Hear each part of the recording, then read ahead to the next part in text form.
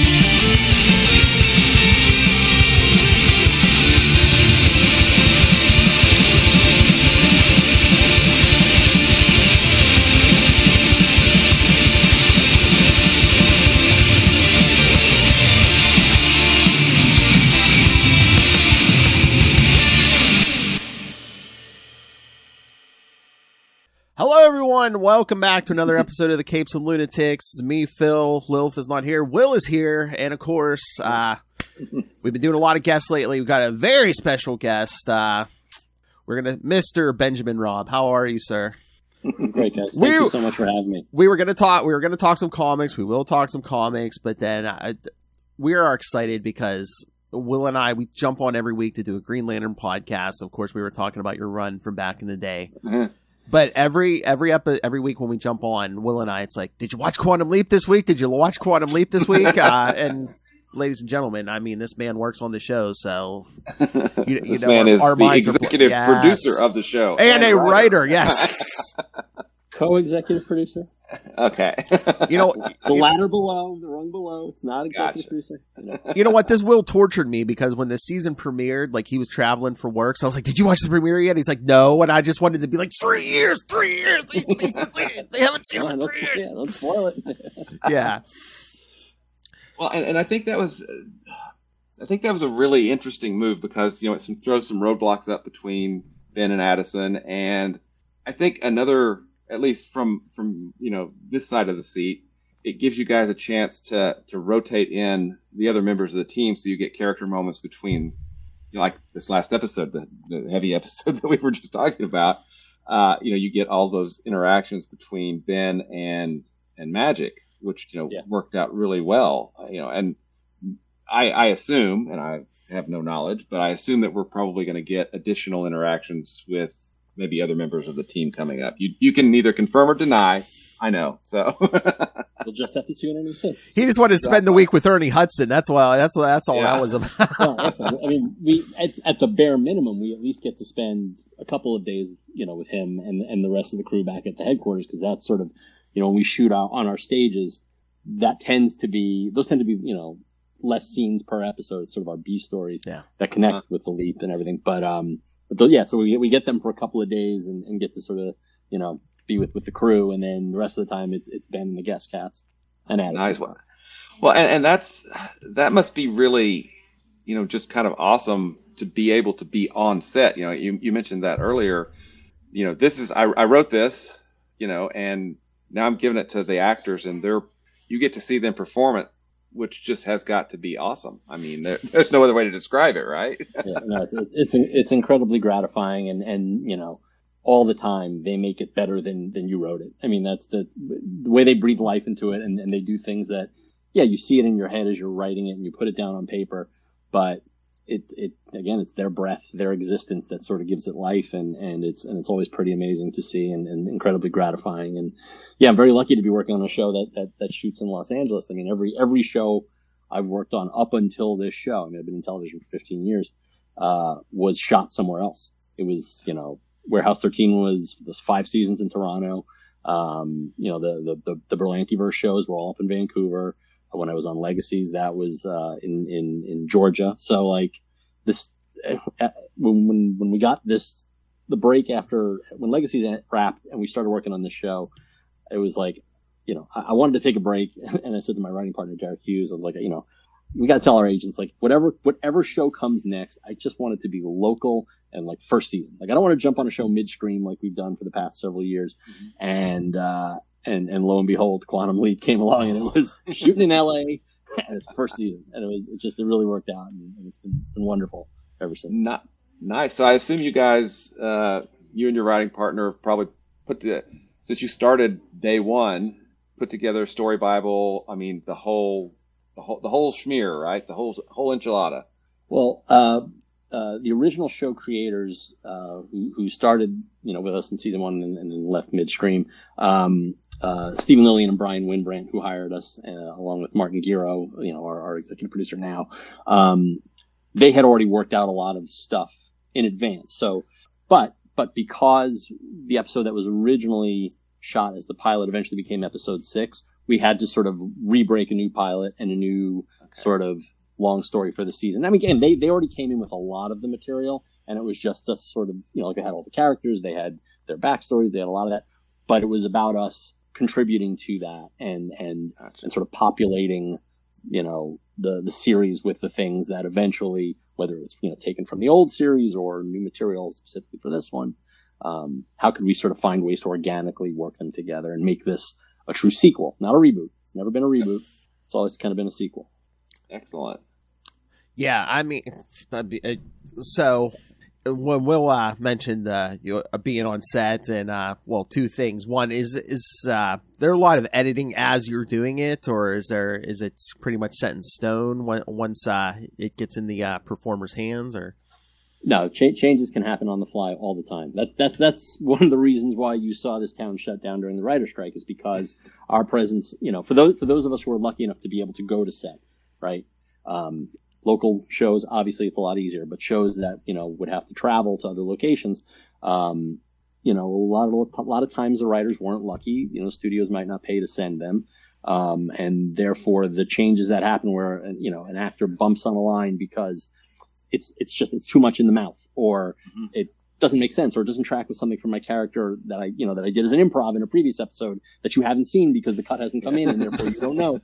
Like, we have to be there to help make sure that it all tracks, that it all works, and that if something needs to be changed on the fly, we are present and able to do that. Gotcha. Yeah, and I know that was one of the really, important parts of the strike, was to make sure that writers are there, and I'm glad you guys got everything. You probably should have asked for more, technically, but yeah. Yeah. Listen, I mean, I'm grateful for what our negotiating committee achieved, and it was no small feat.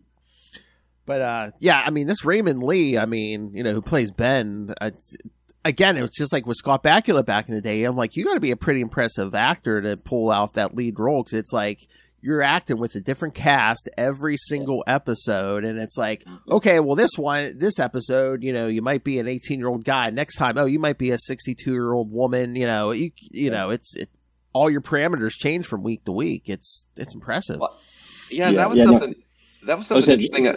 About the original show, is that it was really just a two-man show. It was Al and Sam, and I really like that it's expanded now. There's a larger team, and we get to see, not only the leap but also home, a lot more, which I think is important. Yeah, I mean, that's, again, we weren't just going to do the original series again. Then what's the point? Yeah, it's been done. We've seen it. Yeah, and I think audiences sort of, tastes have changed.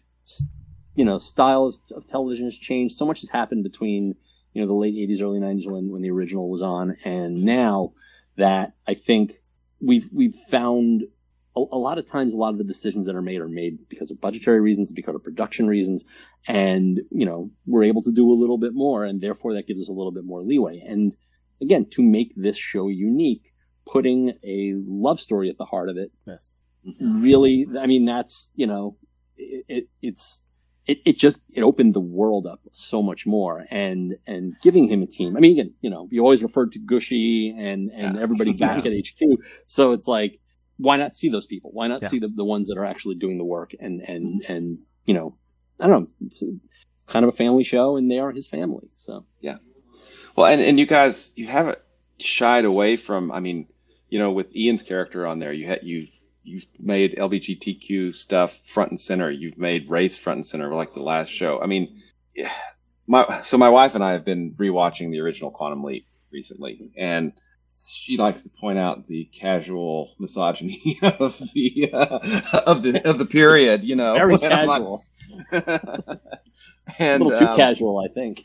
Yeah, but this, this really is, you're right, a sequel, and it's an update, and it's, it's cutting edge in a lot of really important social issues. Now, again, late 80s, early 90s, I think the original show did a lot for, a lot of different things as well, but 30 years on, it seems kind of quaint, right? Right. No, absolutely. I mean, we, look, just referring to One Night in Koreatown, mm-hmm. is sort of the spiritual successor to Black on White on Fire, written by Deborah Pratt from the original series, right? That dealt with the Watts riots. Again, different time period, different race relations, different story, but it set a tone for what the show does and can do. That one, The Color of Right, both written by Deborah. Vis-a-vis, racial relations, we got to follow in those footsteps, and we got to do the best we possibly can, just like they were doing the best they possibly could, So no, you're absolutely right. Like we tend not to shy away from things. We don't want to make it just be about issues every week, like but we always try to find a way to make something relevant, and there's what we refer to as the 4 H's of the show, which are it's heart, humor, history, and hope. And so when we sit down to break these stories, we think of those things and try to, sometimes we're a little heavier on one thing or lighter on the other, but those 4 things are always there.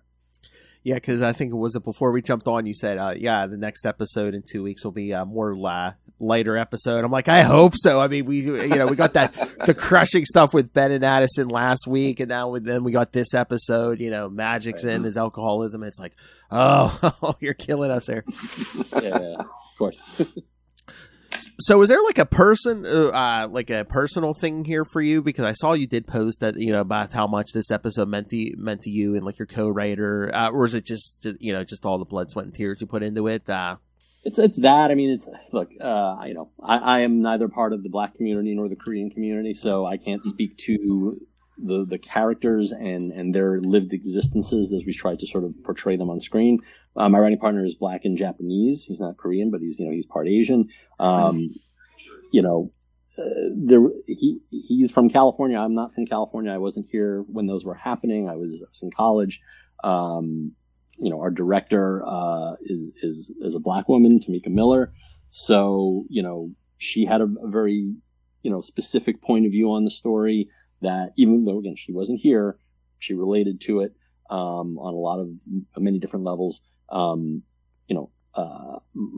reason this episode even existed was because Raymond Lee, our lead, suggested, when we asked him, like, hey, what time periods would you love to jump into? Like, you're on set with the actors, and you're like, okay, let's, think ahead. We're going to have to pitch more episodes later in the season or next season. And we were on set in season 1 for our second episode. Derek and I wrote Paging Dr. Song. Just said to Ray, like, what would you like to do? And he said, this is something I told Brian and Steven. I told you guys. I really want to do Koreatown during the riots. I want to see it through the Korean experience of that event. And so we're like, okay, great. Filed it away. We rolled right in from season 1 into season 2 without even a day's break because there was fear of a strike. And so the pitching happened very early, and it was like, okay, who's got ideas for what we could do this season? And we pitched that one, and Martin and Dean Church-Harris, our other showrunner, were totally down with it. Studio and network were down with it. So because Ray had that lived experience of being a kid growing up in Koreatown, who's, his mother had I think it's called the Times Cafe. She had to shut down for 6 days, and she was home for 6 days, and he was young enough that he didn't quite understand what's going on, What we eventually found out while we were shooting it was that, we knew Ernie Hudson was from Michigan, and so we sort of gave him that bit of backstory that, maybe he was in Detroit, before going off to Vietnam or on leave from Vietnam. And what we found out through our director, Tamika, was that she had a conversation with him about it. he actually was in Detroit in 1967 when the Long Hot Wow. Summer happened. So he lived. So again, we're like, that's an important historical moment that could pertain to this character. It works out with the timeline of Magic's existence, and to discover that our actor really had been through it. I mean, so for all those reasons, this is what was very special and important to us.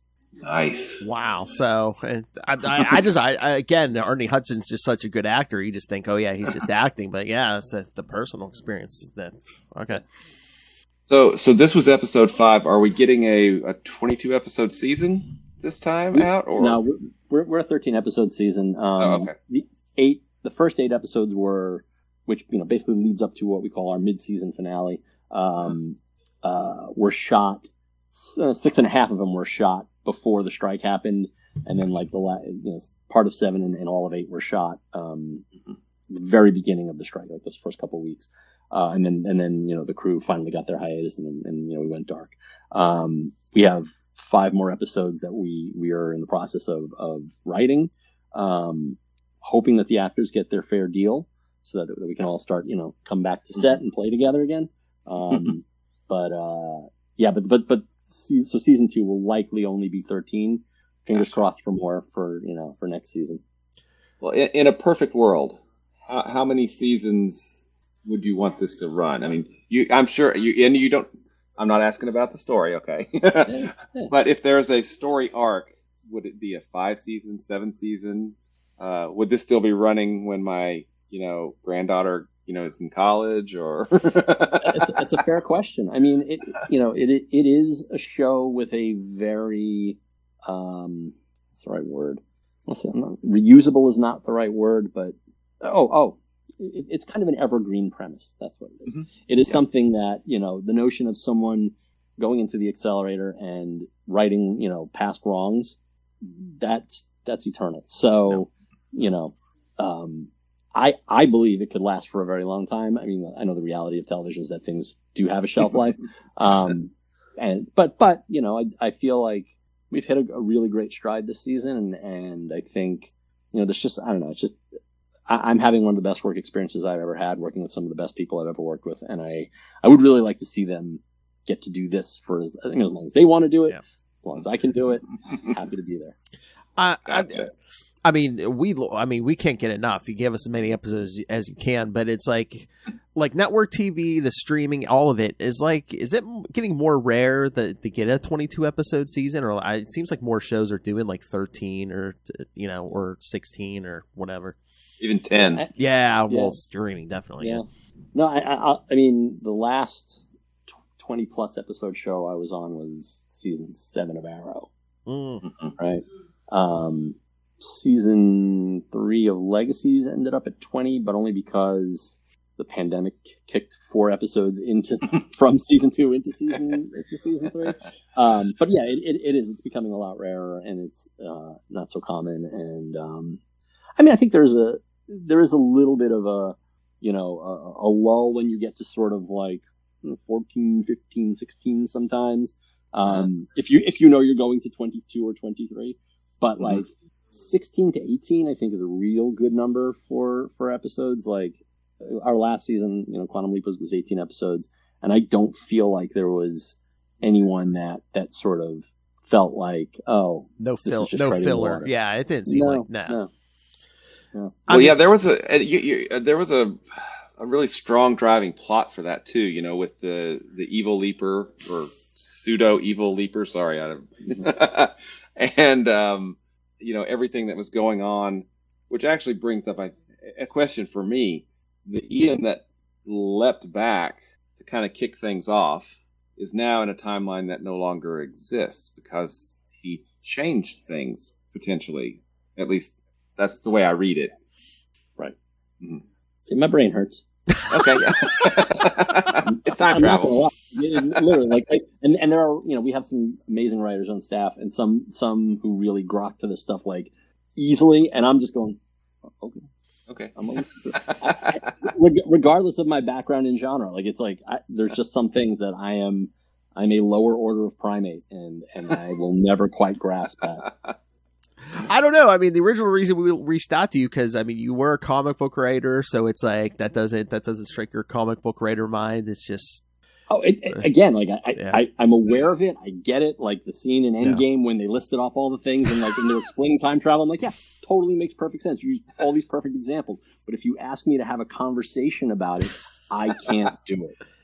And again, as a theoretical thing that's never happened before, it's like it's up to interpretation of any writer, right? It's like, okay, it works it works the Back to the Future way. No, it doesn't work that way. No, it works.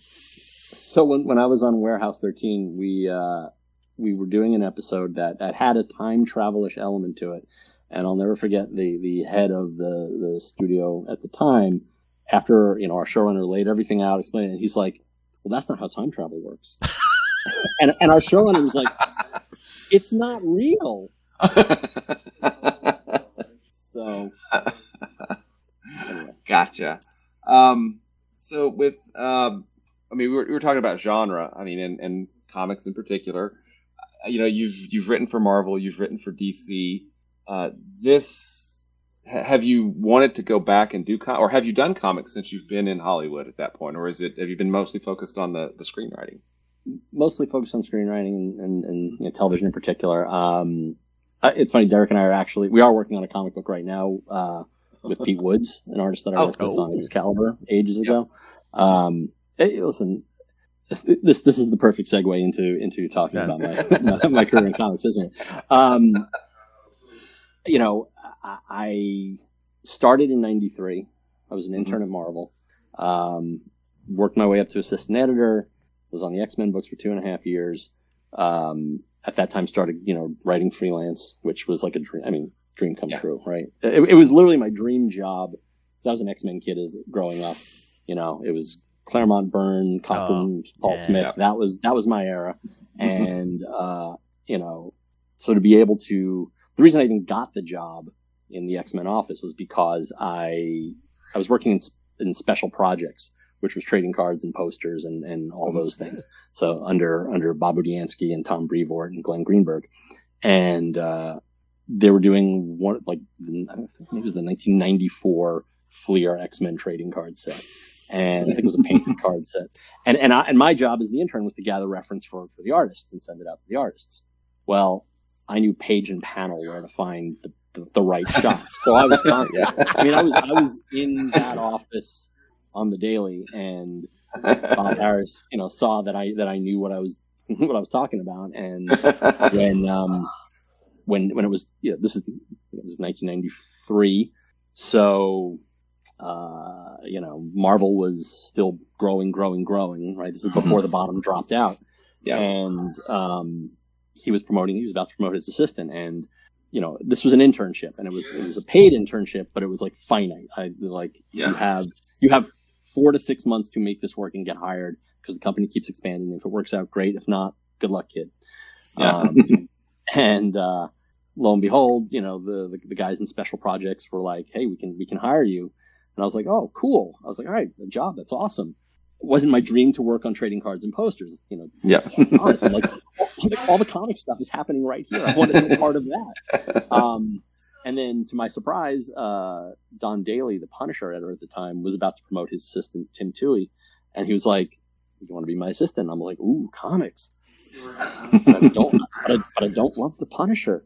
Yeah. It's not really. I was like, okay. And then, literally 2 days later, Bob Harris pulled me aside. He's like, "Walk with me." And we start walking down the hall past the bullpen. He's like, "I'm going to promote my assistant, Lisa Patrick. You want to come on into the X-Men office?" I was like, "Yes." That's the one. and so that was just, wonder of wonder, miracle of miracles, Mm-hmm. Nice. 90s X-Men. Oh, that was we were in the middle of the Phalanx Covenant and about to start Age of Apocalypse. Oh. I fielded a lot of letters and calls about how dare you cancel my X-Men books. Everybody, it's going to be okay. Just everybody. 4 months. It's just 4 months. Breathe. Early to mid 90s, it's like everyone was still learning about the gimmicks. Because I remember when the Death of Superman came out, just like the news reports, I saw a woman crying outside a comic book store saying, "Why'd they kill Superman? My babies love Superman." And it's just like, okay. So then, after your stint as an editor, you went freelance, right? And I saw some credits for you, like on X-Men, Avengers, and some other Marvel stuff for a while, and then jump ship over to DC. Yeah, I mean, like, so around that time, once I went freelance, that was 97. Mm-hmm. Like after I left the X office, I did 6 months as Marvel's first interactive editor. Where they were, they launched their AOL site, if you remember that. Remember the discs that were given out at Comic-Con back in 1996? That was part of my job. It was one of those things I'm like, I don't know if this internet thing's going to take off. So, it was the kind of thing where I was like, I'm not making comics. I'm not doing the thing that I really wanted to do. Yeah. And it was cool and all, but like, it was so nascent that you couldn't do cool stuff. So I was just like, I got to do something else. And so because I was writing comics at the time, and I was working 20-hour days, like day job at Marvel Online, night job writing comics. I really wanted to devote my energy to being a writer. And so, I went freelance and then started making inroads at DC. I forget exactly how I got to them, but the first people that I connected with were, Green Lantern editor Kevin Dooley and his assistant Dana Curtin. They gave me a 10-page story in one of the first 80-page giant. Okay. So that got my feet wet in the DC waters, and I was writing stuff for Marvel freelance. Did X-Men Alpha Flight and Union Jack with John Cassaday, my good friend. Writing Excalibur. It was a lot of here and there. I was always on the books that somehow managed to, we're going to end the run now. I'm like, great. Spider-Man 2099. Like Peter David, for whatever reason, I'm not exactly sure why he left those last 2 issues. So someone had to do it, and it fell to me. And it was cool. I got to work with Mike McCone, which is pretty neat. Awesome. And then Excalibur, I thought was going to be an ongoing, and that sort of got the plug pulled, and whatever, it's fine. But like by 2000, the year 2000, Marvel was less of an option for me, so I tried to put more energy into DC. There was the changing of the guard. Bob and his sort of regime was sort of removed, and the Marvel Knights sort of came in and kind of took over. And so I mean, the thing at DC that really solidified things for me, there were 2 things. The first one was the Beast Boy miniseries that I co-wrote with Jeff Johns, which again, what are the odds of this? I'm on the East Coast, he's on the West Coast. I met Eddie Berganza, the editor, and we both pitched almost identical pitches. Like there were elements in mine that he didn't have, and there were elements in his that I didn't have, but the kind of premise and what they were trying to achieve was sort of the same. And Eddie's, Solomonic split the baby was, why don't you guys collaborate on it? And so we did. and that was a blast. I mean, we had such a good time, and we did some other Titan stuff. We even pitched a Titans West series idea that didn't materialize, but was close. So that was that. And then at that time I was pitching ideas to DC, and met Mike Carlin and pitched him a 2-part Legends of the Hawkman story. Well, it was Legends of the DCU, but it was a Hawkman story. Yeah.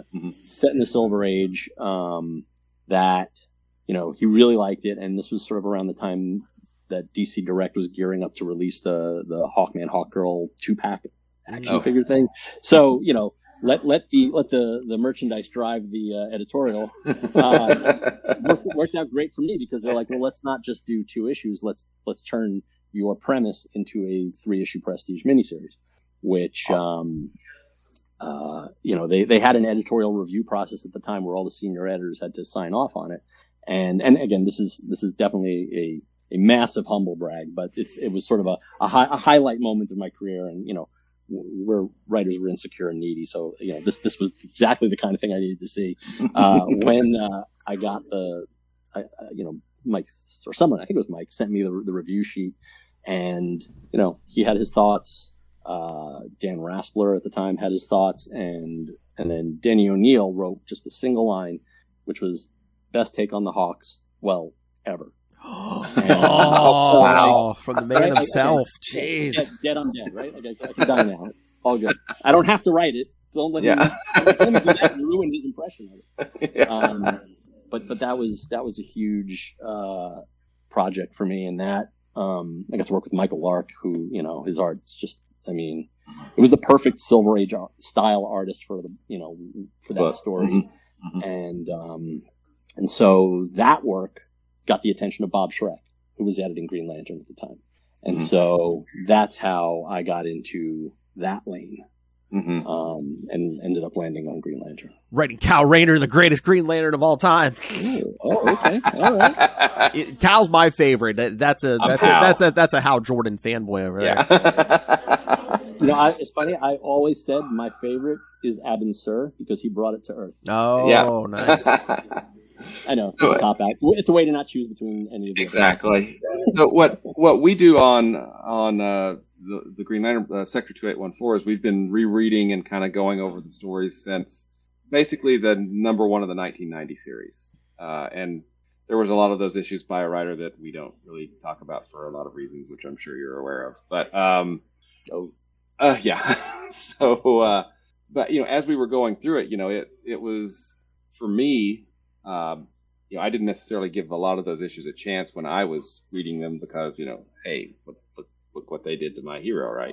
But it was really great going back because, I get what they're doing now, and I can enjoy this, right? It's fine.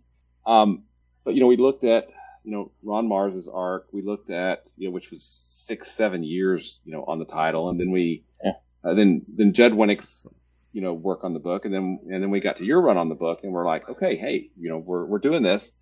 And one of the things that we kept coming back to was, surely he knows, when did editorial know that the book was going to get canceled? Because we're like, wait a minute, because your run ends on a cliffhanger, right? And we're like, hey, cool. And then we realize the next issue is something else entirely, and we're like, by Ron Mars again, yes. By Ron Mars, you were like, "What the heck's going on here?" And which led to you responding, I think, to Phil, on Twitter, like, "No, you did not know." And I don't necessarily want to get into that, but from the reader standpoint, I'm sure you've read Skylark of Space, the Lensman books by E. Doc Smith. I have not. You have not? Oh. No. This is really cool then. Okay.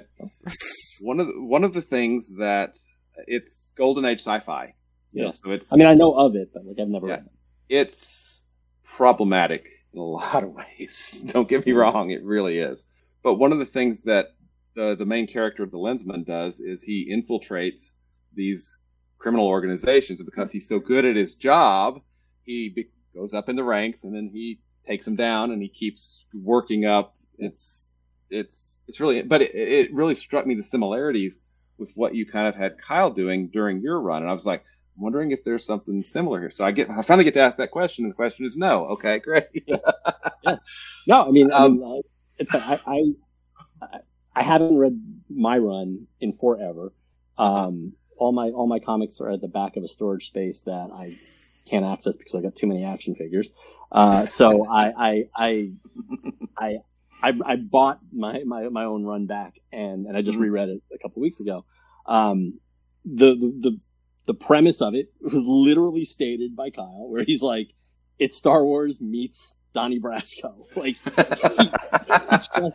he's in the letter he sends home in issue 170 to everyone. Like, that was exactly how it came out, not knowing about the Lensman element. So, you were working on a longer arc.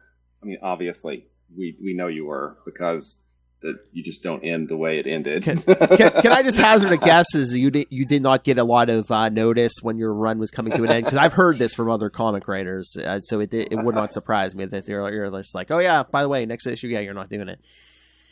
So how did it all happen? I don't know how it all happened behind the scenes. I can't speak to it. I just know that decisions obviously had been made that I was not privy to. Bob Schreck was my editor for a bit, and then, almost halfway into it, roughly, he's like, I'm handing it over to Pete Tomasi. You're going to love him. He's great. But, and big things are going to be happening. I was like, oh, cool. Great. Big things are great. Part of that. Yeah, right. I can't wait to know what I get to do. That was not the message. That was the unspoken message. So that happens. And then I'm at Comic-Con at the Hyatt Bar, and I meet someone who was going to have a hand in DC editorial that was coming in, and the first thing they said to me was, when Bob Schreck told me you were writing Green Lantern, my question was, well, why that guy? And I was like, well, that's not a great time. And then I said, well, because he read my Hawkman, loved my Hawkman, so I thought, and also, I mean, here's another connection on the book is that, Judd Winnick and I are buddies from college. So we go back, and when it was time for him to sort of switch over from GL to Green Arrow, I think he very kindly was like, oh my God, I know the perfect guy for this, who I think, would love to do it, and you'll have an easy time working with, and we know each other, and so, so that's how that happened.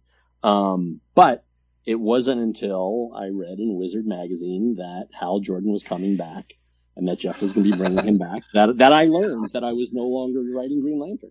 Wow. You know what? I've freaking horrible. Actually. I have heard worse stories. I've heard from a writer who it's like they didn't even get told they were off the book, and it was just one of their friends in the office saying, "Oh yeah, they're not. They just got ready," and it's just like they didn't even get word. It all worked out in the end. Oh, yeah. I'm all good. Yeah. Oh yeah. Writing for network television. Yeah, I think you landed okay. It turned out all right. I'm not complaining. No, listen, but look, in full honesty, like it really threw me for a while. Like it was one of those things where I'm like, Jesus Christ, do I suck that bad? Like it was my one. It really was my one run really that fucking terrible? Like no one said anything like you got to rewrite this. You got to do like it wasn't. Yeah. So you end up thinking, well, I'm doing a great job. I'm doing a good enough job, and I'm going to be on this book for a while, and because they're not going to cancel Green Lantern, right? But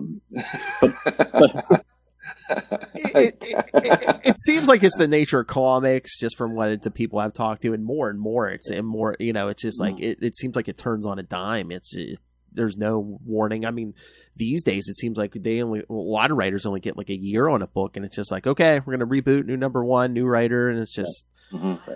But again, it's like if that's the plan, just say it. Yeah, exactly. Totally get it. Like then at least you can sort of, all right, I know I'm doing a maxi series. I'm not doing an ongoing series. Yeah. So, and I guess this is because I'm really curious. At what point? I mean, you'd planned out an arc. The Star Wars meets Donnie Brasco, right? At what point were you in the arc when you ended it there with the cliffhanger ending? That it gets up. Did you have like another 9 issues, another 5, 10, 12? That was literally a game time decision as I was writing that script. Oh, okay, okay. because I knew I wasn't going to be doing anything beyond that. So I was like, gotcha. Well, how am I going to go out on what I consider a high note? Gotcha. And because Terry had been such an integral character to Kyle's journey, I was like, what a great way to sort of reward this character for being such a good friend, for all the trauma that they had sustained. And, what if, I mean, again, I didn't know what was going to come of it. Clearly we found out a month later that nothing came of it. Yeah.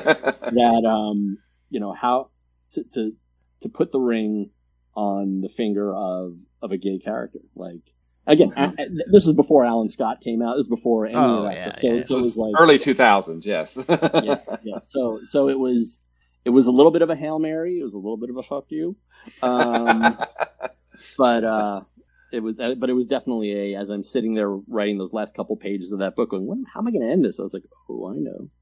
Okay, see, because that was something that Phil and I we talked a lot about. We're like, did he do this? Because was this always where this was going to end? No, yeah, did he not know? Yeah. We were armchair quarterbacking this to the nth degree, going, this is really interesting. I mean, we were glad you continued Terry's story in your run, because like I it drives me crazy sometimes when they switch writers and like all of a sudden it's like, yeah, I don't like this, this character, this character's been so integral, to our main character story, all of a sudden just like disappears. Or no, I think you have to off ramp the characters. I honestly believe that. I feel very strongly about that, because every comic is someone's first comic, and you never know where they're coming into the stream, and this is sort of the jumping on point that they think, oh well, this is how it's always been, right? Like this must be the foundation, and for them it's at least foundational. So also out of respect to my friend who wrote the previous run, I wanted to try and do something with this sort of ensemble that he had built. Because I love ensemble books, I love team books, and even if it isn't, if only one of them is superpowered and the others aren't, in this case they kind of were, I wanted to explore those characters in a different way than he had done them, but still build off what he had set up, the relationships he'd created, and try and evolve them to something else. I didn't want Moraine and Jon Stewart together. Like that was something I was like, we've already got one relationship at the core of the book, which is Kyle and Jade. So it just felt like, how do I differentiate these two characters from the principals? So that was one way, giving Moraine like, a little bit of the working girl storyline where she ends up then at the DEO. Like, it's just an example. All right, not to switch gears too much, but I don't know with with like rights and everything. Because I know back in the day there was some kind of, I don't know which company it was. It was a smaller comic company. They printed like a Quantum Leap comic. I'm like, has there ever been any talks about doing that now? Because I'm like, you have a former comic book writer as a writer on the show. I mean, this would be the man who would. Why would anyone hire him? And he can make a canon to the show. He writes for the show.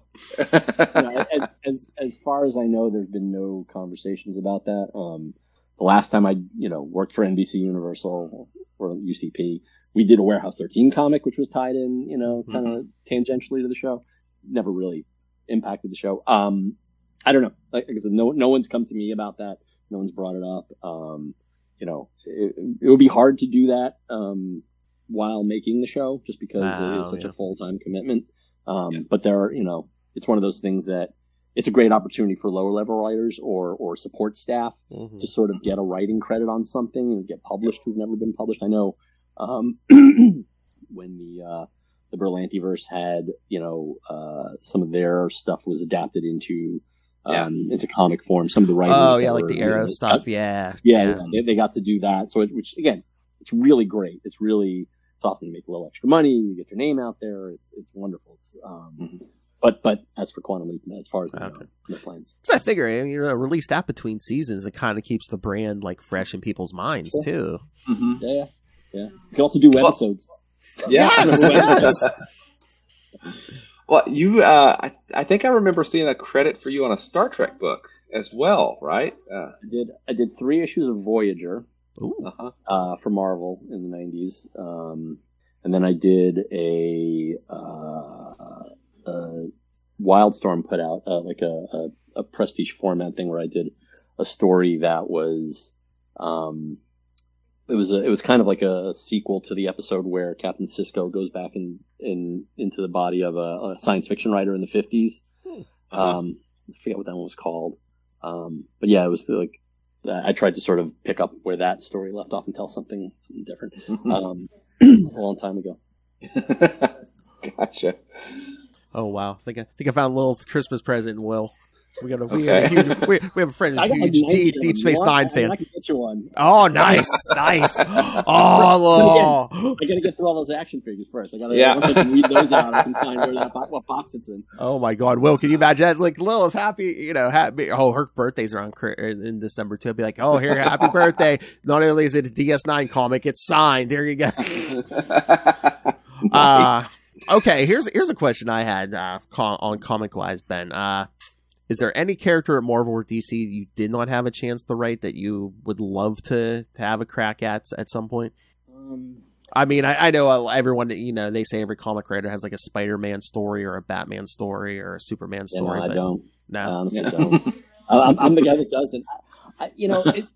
It's funny because so much has happened since I was working in comics that I'm supposed to. I have there's a journalist that I'm going to be interviewed by to talk about the Jewish side of comics and specifically Magneto and like she referenced things that happened to the character that's been retconned. I'm like, man, I don't remember half the stuff that's been happening and so I'm like, I guess, yeah, I don't know.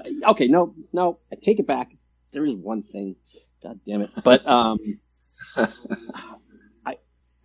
sort of scratched the itch with X-Men Alpha Flight, but I really would love to go back to Alpha Flight. I have just such a sweet spot for that group, and specifically the issue 1 through 12 group. John Byrne, yep. Yeah, that was just magnificent. I mean, not to pile work on you, but I mean, Marvel have been doing miniseries that are like set in the 90s for different characters. So I mean, you don't have to know current continuity. You could write something set in the 90s. That's true. I suppose that's true. I mean, but like, I just don't have the entree there. Like, I mean, I'm fairly certain there's plenty of it in editorial that may not have even been born when I was working at Marvel. So, like, I'm an old man now, and I feel like, you know what, old man, just stay in your lane. I feel you, man. Yeah, I feel you. You said you're working on. Can you tell us about it, or is it still hush hush? The comic you're working on now. I mean, it's going to be for it's me and Derek and Pete Woods. We're working with Jeff Johns under the Mad Ghost imprint. Oh, okay. Potentially. So, yeah, we're working on it. It's a sci-fi thing. It's gonna be fun. Okay. Very cool. Okay. I mean, once it's time, if you want to promote, I mean, please open door. Thank you. Yeah, no, absolutely. Happy to talk about it at a later date once we're a little further down the line. But you have my email. Just hit me up. Yeah, for sure. Yeah, no, it's fun. I mean, look, I love the medium, right? Like you never stop loving it, even if it stops loving you. Yeah, and even if it breaks your heart, which I'm sure it will, and it does, but we still love it. So you'll probably say you love both, but I was going to say, do you love TV writing over comics or vice versa? Or, I mean, is it just that they're such different animals? Yeah, it's just really. But it's funny. One fuels and informs another in a way. Like, I think having worked in the static visual medium of comics, and I don't mean that in a critical way. I mean just literally in that it's not. Yeah, it's drawing. It's not moving pictures, right? Yeah. It's in the illustrated version of it. It really helps you when you sit down to draft something for live action, because you are seeing shot by shot. And again, my job is not to write the shot list for the director or it is my job is to write the story as it will be performed, in sequence, once it's all cut and edited together. Having a visual training where, you don't want to write 20 pages of description for a panel. You have to be economical with how you do it, and in a way that's clear and concise, so that your artist can understand. Okay, I know what they're looking for. Now let me figure out how to bring it to life, on the page. Has been invaluable in writing for television. The thing I love about writing for television is like it. This is the strangest thing, but it's something about the format of a screenplay that I really like, because I don't use that same format for comics. I use my older, more traditional version where I'm like thinking panel by panel.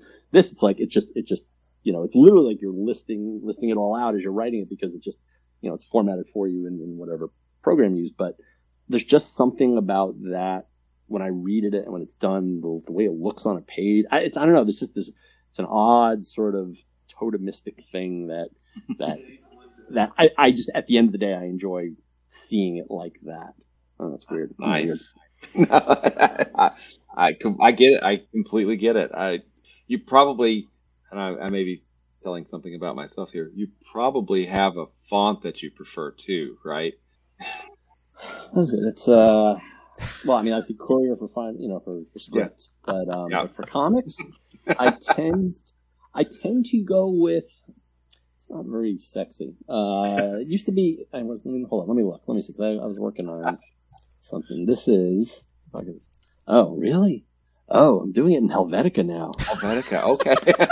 I used to be a Times New Roman guy, and now I'm in Helvetica. It's weird, but yeah. Yes, I've got Courier Prime is what I use. I just love Courier. That's the way a script is supposed to look. It's supposed to look. Yeah, like that. Will does his own Kickstarter comic, so I'm sure he has fonts picked out. Wait, let me see that. Hold that up again. Crossover division, yes. Oh, very cool. What's it about? I'll give you the pitch. Our stories are becoming real and threatening to fracture reality beyond repair, and only an English professor and a librarian have the smarts to save us all from an unhappy ending. That's very cool. I love it. It's a lot of fun. That's awesome. That's really cool. I'll send you the PDFs if you want to read them later. But it's Kickstarter. Kickstarter is really interesting to me as a Kickstarter creator, but as a place now where lots of other already established creators are coming. We had Scott Snyder do a Kickstarter a while back. We've got Jeff Johnson. Phil and I talked to Jeff. Artist Jeff Johnson's doing a book with James Robinson, on there now, and DG Chichester. I talk to him all the time. Yes. Mm-hmm. And I think what really kind of just solidified just how powerful Kickstarter is Brandon Sanderson. I mean, that's insane, right? Yeah. And the cool thing is, Kickstarter actually showed some stats and everything saying he brought this many thousands more Kickstarter backers to the platform. And then guess what? Here's all the other stuff that they back too. And it's